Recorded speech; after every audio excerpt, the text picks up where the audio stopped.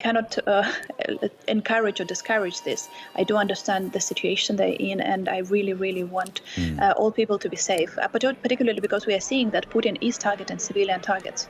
As of yesterday, we had 17 confirmed deaths of children after the shellings and the shootings on the street here in Kyiv. So Putin is killing our children.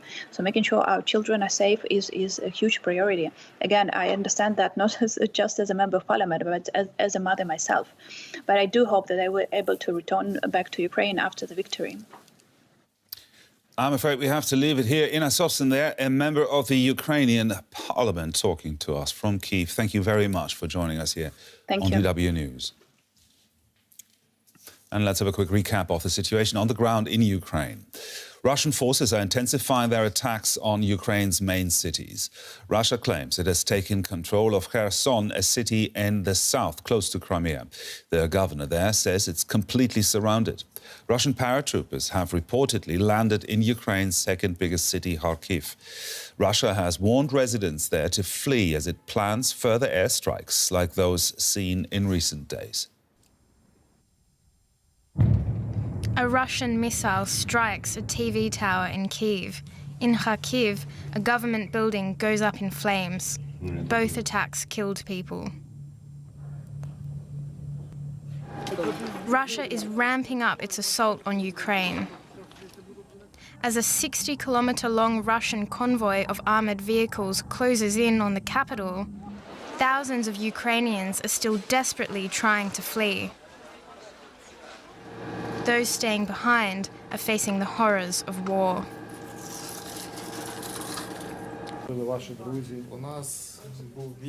We had a fight at 5 a.m.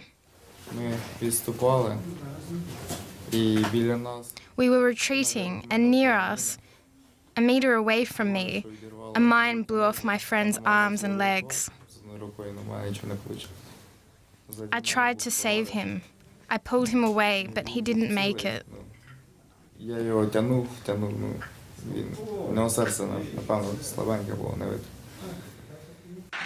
Ukraine's President Volodymyr Zelensky has asked NATO to set up a no-fly zone and has also applied to join the European Union. We are fighting just for our land and for our freedom. Despite the fact that all large cities of our country are now blocked, we are fighting also to be equal members of Europe. I believe that today we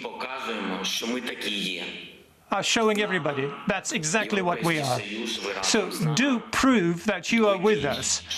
Do prove that you will not let us go. It was an impassioned plea for help. As the political discussions continue, the Ukrainian fighting spirit remains strong.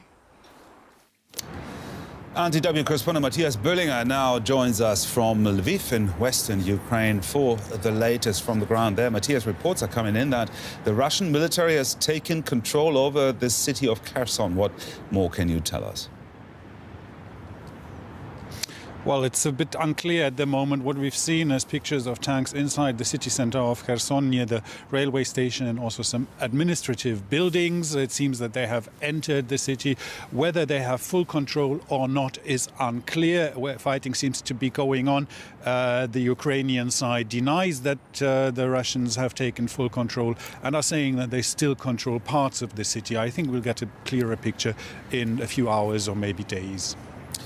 So Ukraine's President Volodymyr Zelensky gave an address today, and he sounded very defiant. Let's listen into what he said.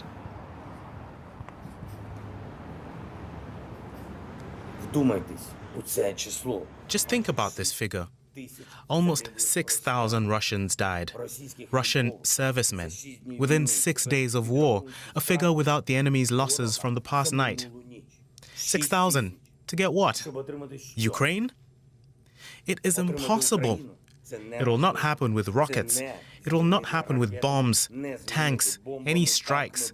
We are on our land, and there'll be an international tribunal to prosecute them for the war against us. President Volodymyr Zelensky there, he mentioned the Ukrainian estimate of Russia's death toll so far. What do we know about the morale among Russia's military and indeed on the Ukrainian side? Yeah, this is the Ukrainian estimate. Of course, you need to treat this with caution. There are no numbers by the Russian side, published by the Russian side. Also, there are no numbers published by the Ukrainian side on Ukrainian losses, or at least no full figures. But what we see from lots of reports that we're getting from society, not only from the military, is that Russia seems to have miscalculated this incursion, and they were not well prepared. We are hearing stories about tanks running out of fuel on their way to attack Ukrainian cities. We are hearing about Russian soldiers begging for food in some places. This seems to have been extremely badly planned. We're also hearing from Russia, less so, but also from Ukraine, that many soldiers don't seem to know that they were invading Ukraine. This is hard to believe, but there are stories where soldiers were told they were sent on an exercise and then they found themselves facing a civilian population, for example, that was hostile to them.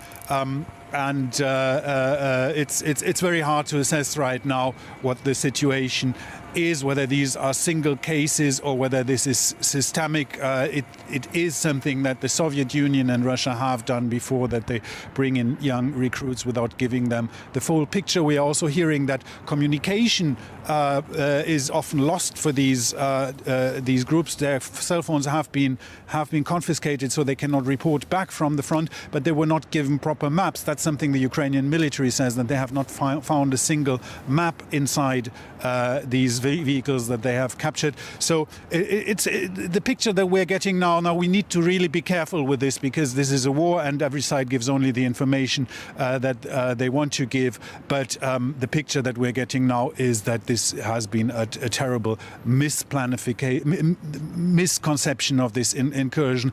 Badly equipped, badly prepared Russian military, but a Russian military that has a lot of arms, a lot of tanks and a lot of manpower. So we shouldn't draw the conclusion from this that this is over in any way. I think this might be lasting for some time, even despite these reports. Parts of that manpower and that weaponry seems to be forming a massive column of on the outskirts of Kyiv. Is the capital capable of repelling an attack by a force like that? Well, you could expect that the capital is one of the most fortified places, one of the places that Ukraine has prepared to defend. It's a question, of course, on how long this will last and also how well Russia organizes their support from the other side. We see all these vehicles on satellite imagery, but we don't really know how well they are, for example, equipped with fuel, with food, how long they can stand there. They don't seem to be moving at the moment. We also don't know what they're meant to do. Are they meant to invade into the city and engage in fights in the streets of Kiev, or are they meant to encircle the city, to lay siege on the city? These two things are completely different, and they would need a completely different response from those who defend the city. So that's very hard to say at the moment. We see it's an impressive number, and we've seen impressive numbers all over. Now, of course, on the ground, we are also seeing that Ukraine has been prepared much better than many have thought. DW's Matthias Böllinger there joining us from Lviv. Thank you very much, Matthias.